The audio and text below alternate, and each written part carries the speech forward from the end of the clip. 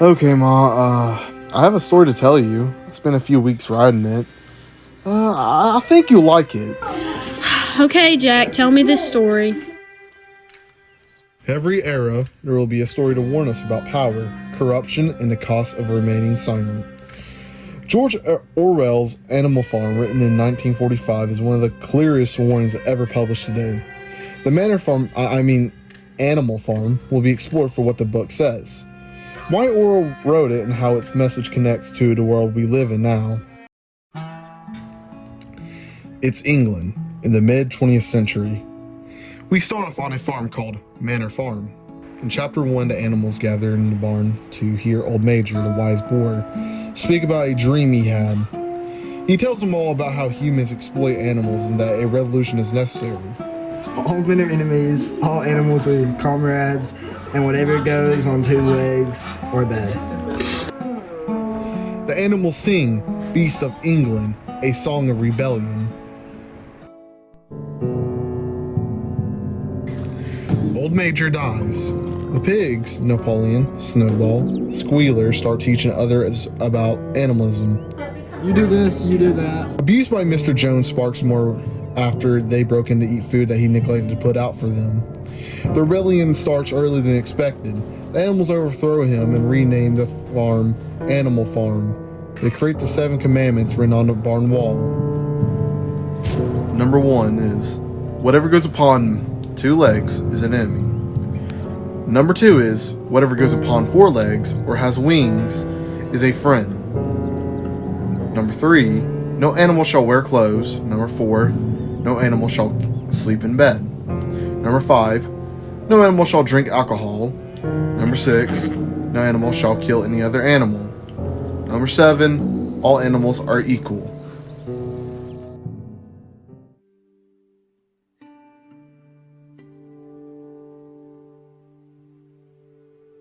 The farm runs smoothly. Snowball organizes while Napoleon focuses on raising the new puppies. What a nice guy. The pigs take the milk and apples for themselves, justifying it with propaganda.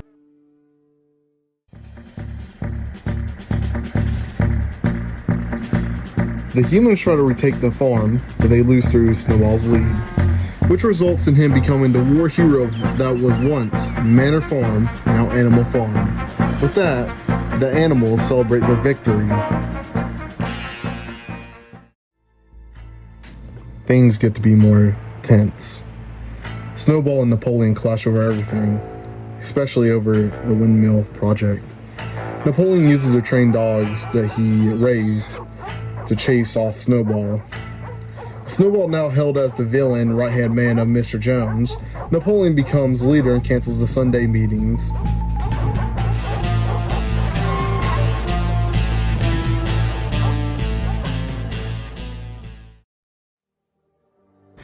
Animal labor becomes brutal, especially when it comes to building the windmill. Wait, they're building the windmill? I thought Napoleon was against that. Now he's taking credit for the windmill? If only Napoleon didn't cancel those meetings, I'd be in the loop better. Wait, now they're trading with humans? Pigs are now sleeping in beds? Okay, that's gotta be breaking one of the commandments of the barn wall. Wait, it's different. No animal shall sleep in beds with sheets. You know, either I have bad memory or Squealer is rewriting history to calm the animals. The pain looks a bit fresher than usual. So then the windmill collapses, and who does Napoleon blame? No, not himself and his incompetence as a leader. It's obviously that dastardly traitor Snowball. Only someone as disloyal as Snowball would cause this.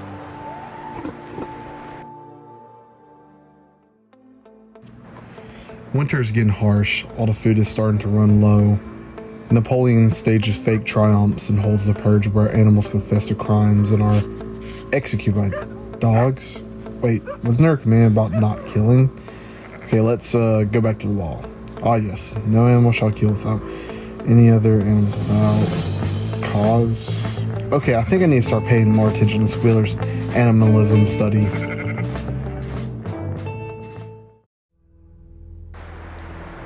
since the commandments kept changing, forgotten, some of the other animals are starting to realize that Napoleon's becoming more human-like. The humans have blown up the rebuilt windmill.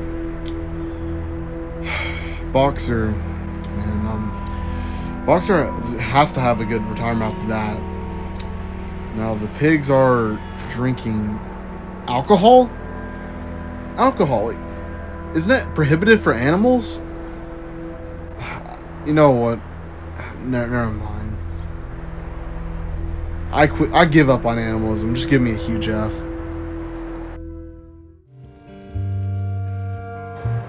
Boxer, the loyal workforce, collapses. Stupid windmill. Napoleon gets to the doctors to carry him away to the hospital. Or that's what Squealer would tell you. No, Boxer didn't go to the glue factory. He went to the hospital and died peacefully. Benjamin, the cynical and even nihilist donkey, could see what it was. It was no hospital, no veterans, no nothing. It was the glue factory. He tried to chase the wagon down, hoping it would make a difference. No, stop the wagon. There you go. It's clear that Boxer is out of Napoleon's use. Napoleon sees him as a dead weight to haul off. The pigs throw a banquet in his honor. Years have passed. The pigs walk on two legs.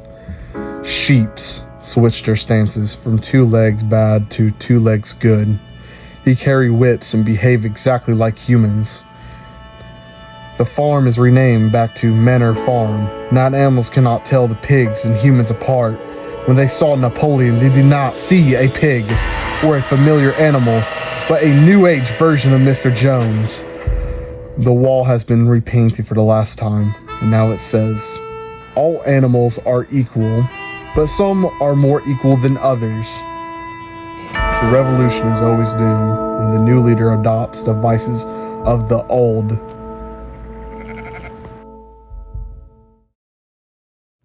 But what does it mean? As we finally finish the story, we realize something. Animal Farm isn't just a story about talking animals. It is a tale as old as time. And it's just told us time. Orwell uses the farm to show how revolutions and ideas can be corrupted from the insides.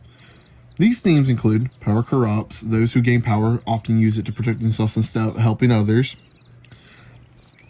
Propaganda controls people. Squealer the pig constantly rewrites history so the animals don't question authority. The danger of ignorance.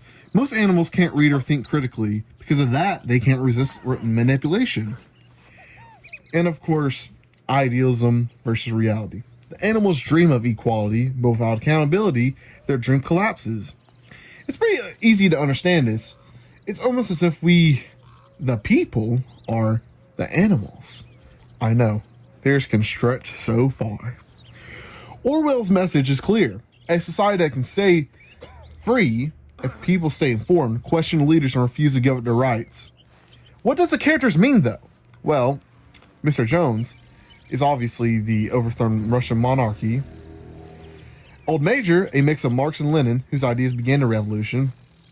Snowball, Leon Trotsky, a revolutionary leader. Then later forced into exile. Now Napoleon is a little bit more complex. He's a mix of many people, and even one that many people go under the nose.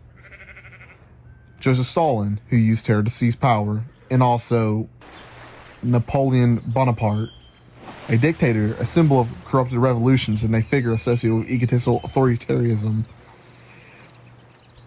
Joseph Stalin is a lot more obvious because, revolution, and, he uses terror to seize power. I already said that. But, the thing is, no one ever talks about the Napoleon part because Napoleon is really named after, Napoleon. Well, and the dogs, they're stolen secret police. Sheep, they're citizens pressured into repeating slogans or manipulated into it. Boxer, the horse, is the loyal working class exploited until they're no longer useful. As we talked about how it applied in the past, how does it apply now, though? Even though things are a lot different from back then, history still repeats itself. In Russia, how fitting, Russia changed its constitution so Vladimir Putin can remain president until 2036. Other democratic checks have been weakened and dissent has been restricted, like how Napoleon and Squealy rewrite rules to benefit Napoleon, well, and Squealy, but mostly Napoleon. And in China, their school textbooks have been edited in recent years to portray the government more positively and remove events such as the Tiananmen Square protests. Online searches about certain events are blocked. They're rewriting history like how Napoleon Square would alter events like Boxer's death to make the authority of Napoleon seem more positive. In North Korea, very fitting, they strictly control the media, punish like dissent, rewrites historical events, teaches that Kim's family is almost godlike. Not almost godlike, basically godlike. Citizens have unlimited access to outside information. They praise Kim like how the animals praise Napoleon. Napoleon uses his dog in the same manner as Kim has used the regime. There are countless more examples that are too many to list. It can make a lot of people think maybe Benjamin is right, and that nothing ever changes. Nothing ever changes due to inaction and ignorance of history. Jack, I was following you until you mentioned stuff past 1912. Who even is Vladimir Putin or Kim Jong-un? I don't know. You spent weeks on this, Jack. Hey, it's that little boy George. He's behind that tree. Stop spying on us and find other past times.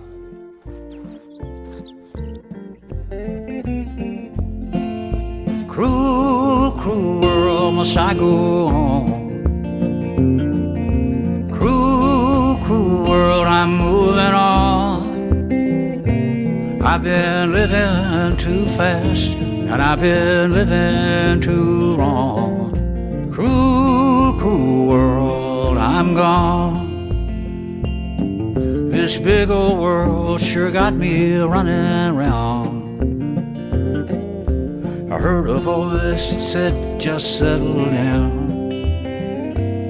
And with the moonlight as my guide, and with this feeling